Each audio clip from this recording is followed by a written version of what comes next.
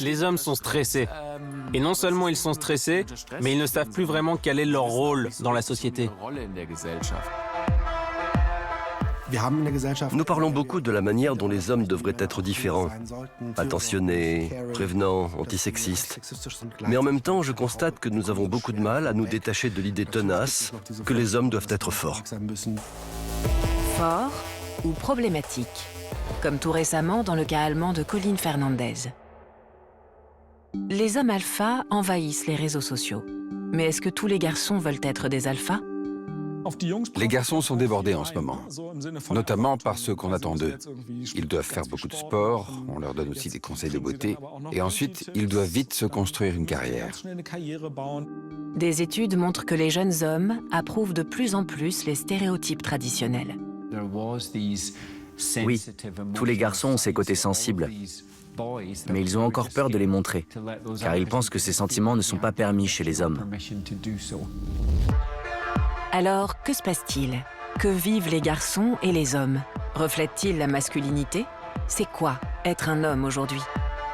Nous sommes simplement des mecs qui cherchons notre voie. Nous essayons de nous orienter dans un monde qui connaît lui aussi beaucoup de crises.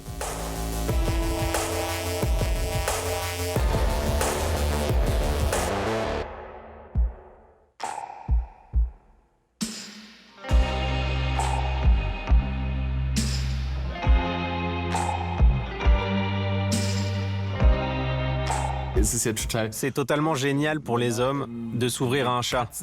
C'est peut-être plus facile que de s'ouvrir à un être humain. Les hommes ont parfois du mal avec ça. Aurel Merz est humoriste et animateur. Et c'est un homme. On constate très clairement dans la société que les hommes sont à nouveau fortement attirés par des figures de la masculinité très radicales et autoritaires. Où que l'on regarde en ce moment, on le constate. Les autocrates gouvernent à nouveau leur pays, d'une main de fer. Aurel Merz vit à Berlin avec plusieurs chats.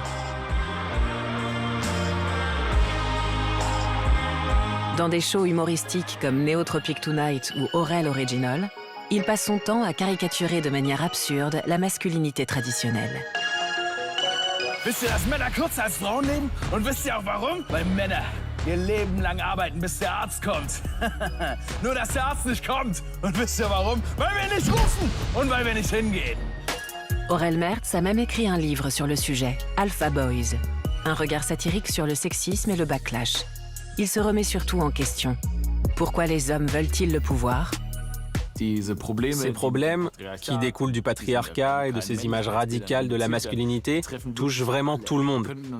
On pourrait se dire, bon, c'est vraiment à pleurer. Mais on peut aussi, évidemment, en faire un divertissement. Les hommes, matière à rire? L'humour doit inciter en tout cas à la réflexion, nous dit Aurel Merz, et à l'autocritique. Qui peut résister à l'attrait du pouvoir? Aber macht es schon auch was Geiles. Also ich habe irgendwie, ne, also ich meine, als Mann, wir haben das einfach so in uns. Man hat einfach Bock drauf. Also das ist, also irgendwann wacht man auf und denkt sich, ja fuck, also ich sollte ein Land regieren. Also wenn du mit 60 kein Land regierst, das ist peinlich. Also es ist. Und neulich hatte ich wieder so einen Tag, ich dachte mir so, fuck ja Mann, ich bin ein geiler Mann, also ich kann dieses Land nach vorne bringen. Es braucht mich. Il s'agit simplement d'être conscient du fait que notre propre ego se met en travers de notre route. Je me surprends si souvent à écouter mon ego me parler. Et je me dis, mais c'est quoi ça? Et ensuite je réalise, attends, je suis complètement à côté de la plaque. Réfléchir sur soi-même et sur la domination masculine, c'est lié à son histoire, dit-il. Comme il a grandi à Stuttgart, Aurel finit à un moment donné par se rendre compte que sa famille avait quelque chose de spécial. La grand-mère, qui avait eu une relation avec un médecin ghanéen, a élevé seule ses deux fils. Et les femmes qui entouraient Aurel tenaient en quelque sorte les rênes. Un matriarcat, comme il le dit lui-même. En d'autres termes, dans mon esprit d'enfant, ce système dominé par les hommes n'existait simplement pas. Et quand plus tard j'ai été propulsé dans le monde du travail et que j'ai vu à quel point ces mecs alpha imposaient leur volonté à la société, d'abord cela m'a choqué et déconcerté. Les patrons de Merz exploitaient leurs employés et accordaient des privilèges aux hommes. C'est ce qu'a vécu Merz au début de sa carrière. Dans mon cas, il s'agissait d'une combinaison d'hommes occupant des postes à responsabilité qui non seulement agissaient de manière extrêmement hiérarchique, mais se montraient en plus racistes. Et j'ai eu la chance de trouver en moi une certaine forme d'ambition qui m'a aidé à y faire face. Avec humour. Dans Alpha Boys, il parle de types qui n'ont aucun doute sur eux-mêmes, qui veulent dominer et qui le font sans aucune retenue. Ces hommes, extrêmement autoritaires, ne font pas seulement du tort aux femmes, mais aussi aux hommes. Ce qu'on oublie souvent, c'est que dans un système fondé sur une politique de conquête effrénée du pouvoir, dont le but est qu'un seul individu arrive au sommet, il ne peut pas y avoir beaucoup de gagnants. Il y a toujours beaucoup plus de perdants. Pourquoi les images traditionnelles et le statut social lié à la masculinité sont-ils redevenus tellement séduisants ?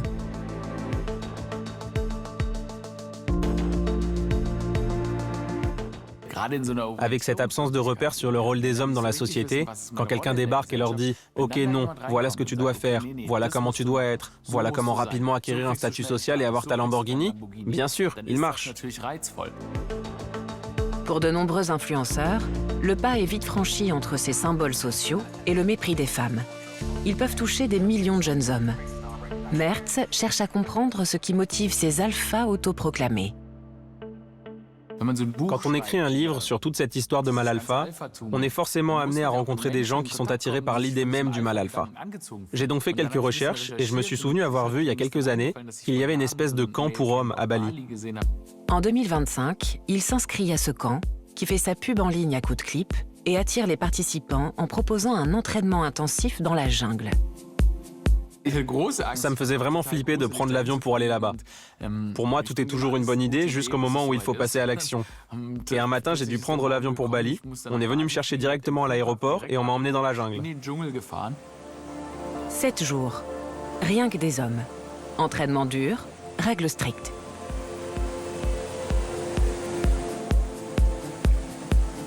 Il fallait manger 1 kilo de viande par jour. Je n'avais encore jamais mangé de viande de ma vie. Mais là-bas, au camp des Zizi, comme il l'appelle, il entame la conversation avec les autres. Und ich habe aber versucht herauszufinden, warum die Männer Bock haben, in so ein Camp zu gehen. Und da habe ich die anderen Typen so gefragt, ja Mann, und warum seid ihr hier? Und dann hat einer gemeint, er ist da hingegangen, weil er findet und das Gefühl hat, dass die Männer in dem Camp wirken, als würden die extrem viele Frauen bekommen. Und damit er auch so wird, ist er dann da hingegangen. Und da habe ich mir gedacht, was ist denn das für eine Logik? Er geht in ein Männercamp, wo es keine Frauen gibt. Und denkt, dass die Typen, die da sind, viele Frauen bekommen. Und ich denke, denkt ihr, die brauchen eine Pause? Also denkt ihr, die... Était-ce donc vraiment des mâles alpha? Bien affûtés, ça oui. Beaucoup avaient envie de se livrer. L'un d'eux m'a expliqué, de manière très émouvante, qu'il ne s'aimait pas et qu'il n'avait jamais appris à s'aimer. Parmi les réponses que j'ai reçues, beaucoup indiquaient que bon nombre d'hommes présents étaient à la recherche de quelque chose. Ce qu'il a ressenti chez ces hommes, c'est un grand vide. Souvent, ils n'étaient pas du tout antipathiques, écrit-il.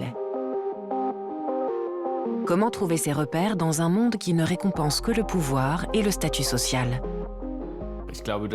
Je pense que notre société a besoin d'un changement de valeurs. Nous devons redonner toute leur importance à des valeurs telles que l'empathie et le sens des responsabilités. L'empathie est une force. S'engager pour les autres est une force. Et peu importe que j'ai les ongles vernis ou des biceps énormes, tout le monde s'en fiche. Ça n'a aucune importance.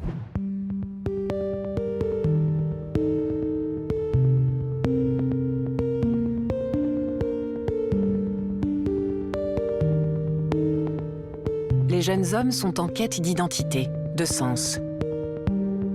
Qu'est-ce que cela signifie? Et comment cela se ressent-il?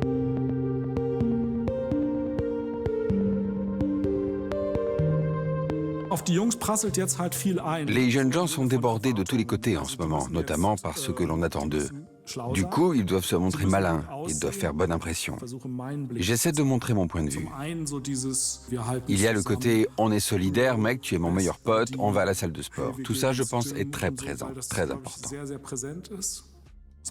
À mon avis, c'est une tentative de réagir à l'instabilité et à la remise en question de sa propre image, au fait que leur propre rôle comporte lui aussi des incertitudes.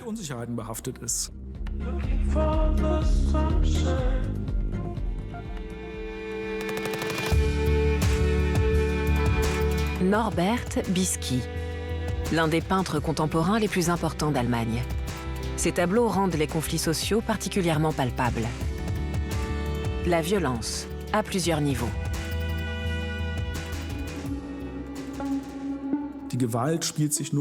La violence ne se manifeste qu'à travers les vidéos TikTok, où elle devient visible, et aussi dans les chaînes d'information. Mais il y a bien sûr de véritables conflits armés en plein cœur de l'Europe. Il y a des conflits partout dans le monde, et pour être honnête, il y en a aussi à Berlin régulièrement. Des scènes très violentes dont je suis témoin, y compris dans les rues. Nous vivons une époque très instable. À tout moment, de nombreux paramètres pourraient changer de manière radicale.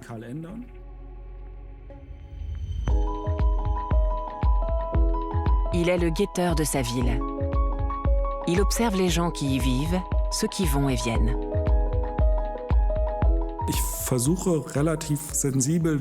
J'essaie de me déplacer dans la ville en aiguisant mon attention, parce que c'est l'endroit où je passe le plus de temps. C'est là que tous les problèmes du présent se heurtent de plein fouet. L'histoire s'est toujours déroulée sous ses yeux.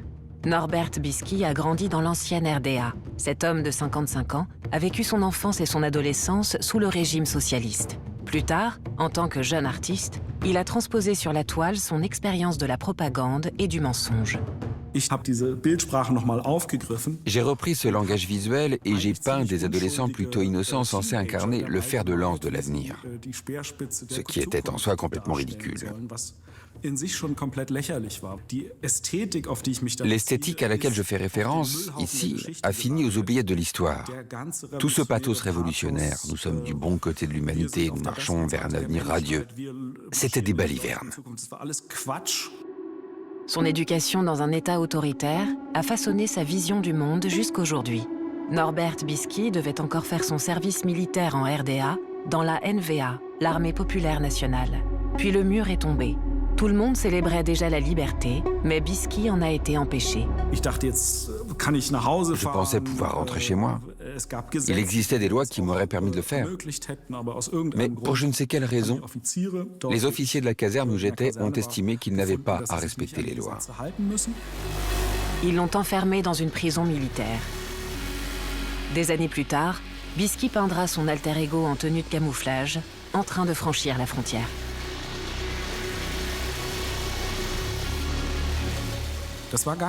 L'expérience n'a pas duré très longtemps, mais elle m'a profondément marqué. Parce que j'ai vu comment les gars se comportent quand ils ont le sentiment de disposer d'espace où ils peuvent agir en toute impunité. Liberté menacée, guerre, service militaire. Un sujet qui refait surface en France et en Allemagne. Attendons-nous de ces jeunes, sans le dire, qu'ils redeviennent plus durs ? Norbert Bisky passe chaque jour des heures dans son atelier, où il peint plusieurs tableaux à la fois. En ce moment, il travaille sur celui-ci, un boxeur. Il se dissout aussi un peu. Le monde le traverse. Le corps n'est pas tout à fait intact. Ce bleu est-il devant, derrière, ou bien traverse-t-il le personnage? Il y a aussi une dimension thématique. Est-ce que je laisse entrer du monde?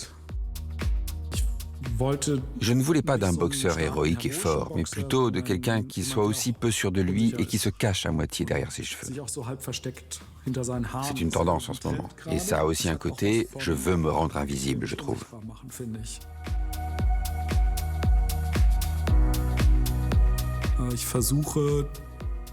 J'essaie de percevoir les choses et ensuite de les transposer, sans les verbaliser complètement. J'ai une vision fluide de la masculinité. Je ne sais même pas si de telles définitions sont vraiment nécessaires. Je montre différentes images de la masculinité, mais aussi des couples homosexuels qui s'embrassent. Les hommes sont tout à fait capables d'éprouver des sentiments. Ils peuvent être des personnes très tendres, sensibles, attentives. Et cela n'a pas encore été assez représenté.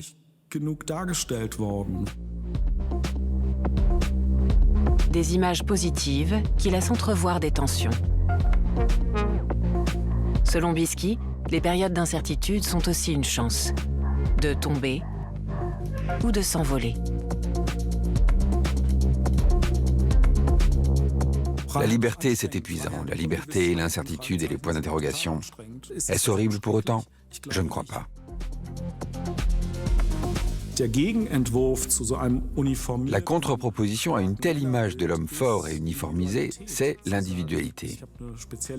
C'est dire, j'ai une personnalité qui m'est propre, je me découvre, je suis sensible, il m'arrive de pleurer. Une personnalité qui s'affirme en disant, « Hey, c'est moi qui décide de ma vie ».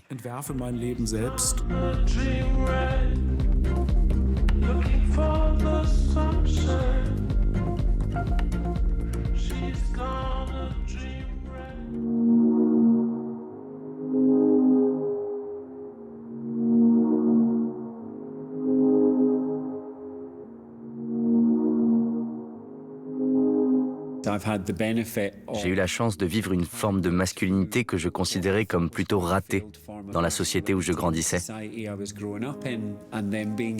Et j'ai pu revisiter cette expérience avec les yeux d'un adulte, lui donner son poids pour en faire une leçon qui est une composante de mon identité émotionnelle. Michael Pedersen est poète, auteur et actuel écrivain officiel de la ville d'Édimbourg. Dans ses livres, il aborde les thèmes de l'amitié entre hommes et des images de la masculinité, des sujets qui font l'objet d'un débat intense, notamment au Royaume-Uni, déclenché par la mini-série Adolescence, largement diffusée sur les réseaux sociaux, qui traite de la masculinité toxique chez les adolescents. Du verstehst nicht, was da läuft. Ein Aufruf der Männersphäre zu handeln. 80% der Frauen fühlen sich zu 20% der Männer hingezogen. Du musst die Frauen überlisten, sonst kommst du niemals an sie ran. Lorsqu'Adolescence est sorti au Royaume-Uni, il a suscité un débat national sur ces jeunes garçons qui s'orientaient vers des niches misogynes et agressives de la société. Pedersen a lui aussi fait l'expérience de la difficulté pour un adolescent de s'affirmer en tant qu'homme. Il grandit à Portobello, un quartier d'Édimbourg, dans une famille d'ouvriers. Il est le premier de sa famille à faire des études. Il se lance dans le droit. Son père souhaite qu'il ait une vie stable, mais Michael veut devenir artiste. Il essaie longtemps de cacher son amour pour la poésie. La poésie n'était pas considérée comme une activité que les jeunes garçons devaient pratiquer. Michael n'est pas intéressé par le football, mais par la poésie. Et c'était risqué. Même ma façon d'utiliser le langage. J'aimais les beaux mots. Tout ce qu'on vous inculque sur la beauté dès votre plus jeune âge, quand vous êtes un garçon, ne vous concerne pas. Seules les femmes lui donnent accès à la proximité et à l'intimité. Ma mère avait quantité d'amis autour d'elle. Vous voyez ce magnifique tourbillon d'amis qui l'entourait tout le temps. Et j'ai toujours admiré ça. Je pensais que c'était l'incarnation même d'une grande amitié, toujours des amis proches. Je voulais ma part de ce gâteau de l'amitié. Et ma sœur aussi. Elle organisait tout le temps des soirées pyjama avec ses amis. Et elles avaient l'air de s'amuser tellement. Elles se cachaient sous les draps. Je les entendais se chuchoter des secrets, partager des histoires. Et je les voyais partir à l'école le lendemain, bras dessus, bras dessous. Comme un superbe couple de bretzels qui s'éloigne dans le matin. J'ai essayé d'imiter ça, de le reproduire, ainsi que toutes les amitiés masculines que je voyais autour de moi, sans aucun succès. Il cherchera longtemps cette intimité, en vain. Mais il finit par la trouver, et il en parle dans son essai Boyfriends.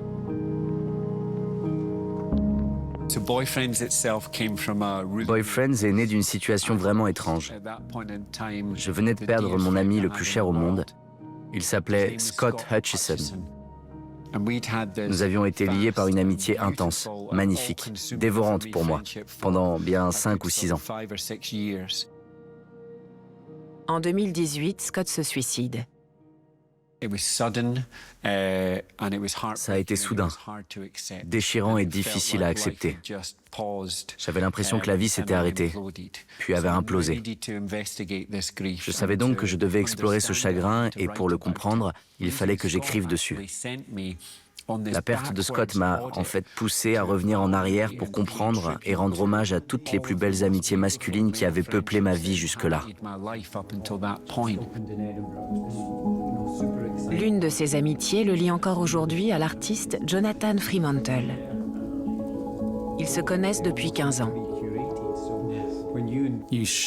Tu partages beaucoup de toi-même. Tu partages même tes amis. Tu fais très attention à ça. Et tu es précis dans la façon dont tu parles de l'amour et de l'amitié. Et ça a une sorte de pouvoir magique. Ça évoque quelque chose de plus élevé. La façon dont tu explores ça dans ton travail et le regard que tu y portes sont justes. C'est merveilleux d'être ton ami. Je te remercie. Go off into the distance and to stand deadly still, but she wanted to chat. No, I guess I was chatting. J'ai lu plusieurs études, mais ça oscille entre 1 homme sur 3 et 1 homme sur 5 au Royaume-Uni qui déclarent ne pas avoir d'amis masculins proches. Ce qui ne signifie pas qu'ils n'ont pas beaucoup d'amis autour d'eux.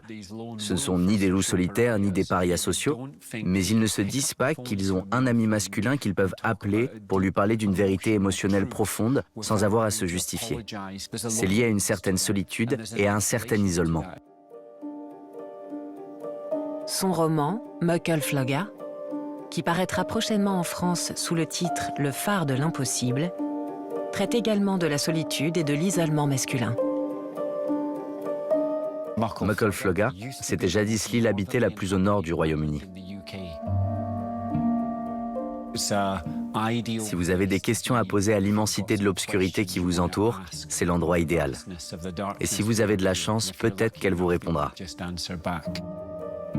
C'est dans ce décor que Pedersen raconte l'histoire de 4 hommes. Un gardien de phare au cœur dur, son fils qui tricote des pulls colorés et qui, depuis la mort de sa mère, a pour seul ami le fantôme d'un écrivain, puis un artiste mélancolique venu d'Édimbourg qui, un beau jour, fait son apparition. Je suppose que toutes ces formes de masculinité s'entrechoquent. C'était ma façon d'explorer ça, de les mettre toutes dans le même chaudron, comme si le chaudron de cette île allait les faire bouillir ensemble. Une expérience insulaire sur les pères, les fils, et la question de savoir comment les hommes peuvent être eux-mêmes. Le changement de rôle comme moyen de libération.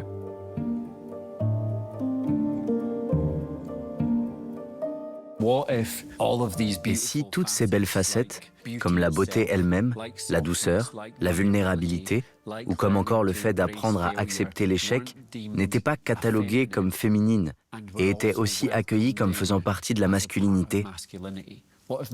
Et si la masculinité ne ridiculisait pas la douceur, mais la glorifiait?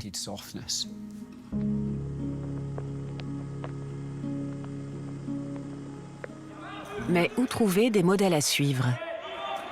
Surtout quand on a plusieurs origines culturelles.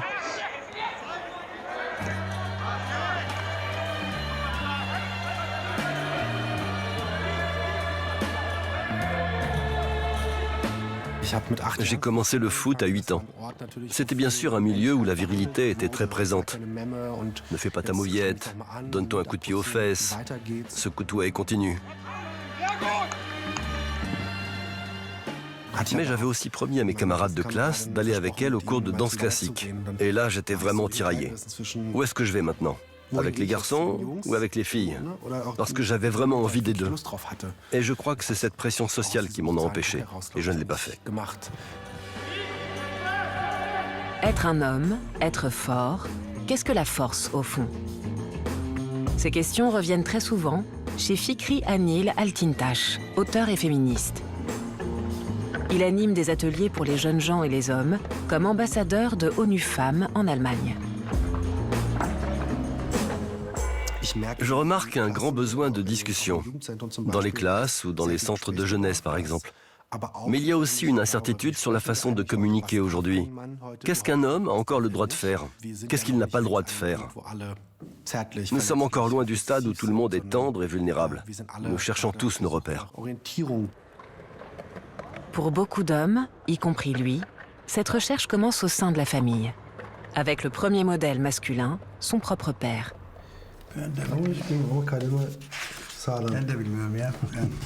Anil, fils de parents turcs, a grandi en Hesse. Son père, Mustafa Altintaş, est enseignant. À la maison, les rôles sont clairement répartis.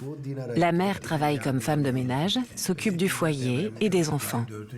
Anil grandit dans une famille où dominent les attentes traditionnelles quant à ce que doit être un vrai garçon. J'ai toujours grandi avec des modèles liés à un certain statut. Il s'agissait de sauver le monde. Je dois être fort, je dois bien gagner ma vie, je dois avoir des muscles, je dois être bon au foot, je dois avoir beaucoup de copines. En tout cas, j'étais déjà un petit séducteur. Je mettais mes plus beaux vêtements et je voulais déjà être comme mon père. Dominant, fort, sûr de moi. Bien sûr, j'y ai trouvé une grande incitation à devenir un homme, tel que la société nous impose de l'être. Anil s'installe à Berlin et commence à se poser des questions. Existe-t-il d'autres façons d'être un homme? Il explore cela dans 2 romans autofictionnels. Il raconte avec force comment son regard sur son premier modèle, son propre père qui a grandi en Turquie, évolue. Pendant longtemps, pour moi, être un homme, c'était incarner ce qu'il me montrait par son exemple. L'honnêteté, la franchise, mais surtout ne montrer aucune faiblesse ni aucune émotion. Pourtant, je l'avais parfois surpris à interrompre brusquement une conversation pour disparaître dans la cuisine. Pas pour boire ou manger, mais pour pleurer. Il ne voulait pas que je le voie. Mais je m'en étais quand même rendu compte.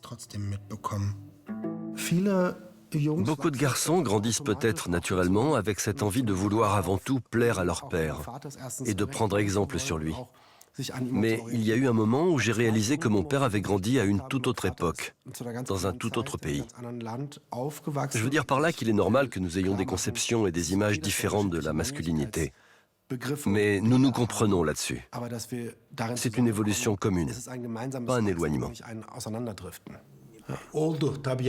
Grâce à ton livre, j'ai aussi appris à mieux me connaître. Mais est-ce que ta vision de la masculinité a changé depuis que tu me vois en parler? Oh, Ce que j'ai écrit portait aussi sur ça, non? bien sûr, mon garçon. Surtout avec tout ce qui touche au féminisme et tout ce qu'il y a eu cette année. Car je suis un homme du passé. Je me rends compte des problèmes qu'il y avait dans mon comportement, envers ma femme et les femmes de mon entourage. Grandir ensemble. Idéalement, c'est ce qui se passe entre un père et son fils. Mais que se passe-t-il lorsque les figures de référence bienveillantes font défaut et sont détournées par la manosphère? À l'occasion de ces ateliers, Altintaş constate à quel point les garçons sont confrontés à des opinions sexistes et misogynes sur les réseaux sociaux. Les acteurs de la manosphère doivent donc leur succès au fait qu'ils donnent à ces jeunes hommes la confiance nécessaire pour agir et leur fournissent des repères. C'est ce que font les partis d'extrême droite en ce moment. Quelqu'un essaie de te priver de ta masculinité, moi, je te dis comment t'y prendre. Le danger de ce discours, c'est qu'en fait, personne n'essaie de priver qui que ce soit de sa masculinité. L'objectif est de permettre l'émergence d'autres modèles. C'est pour cela qu'Altintaş organise ces ateliers, pour que les garçons en parlent et réfléchissent à leur comportement envers les femmes. Et il travaille actuellement à un livre pour enfants avec des héros masculins tout à fait nouveaux. Dans ce climat politique tendu, nous ne pouvons plus nous permettre de voir toujours plus de garçons déstabilisés. Nous avons besoin d'alternatives, d'autres récits sur la masculinité. Des modèles masculins positifs qui permettent aussi d'interagir et de vivre sans violence les uns avec les autres.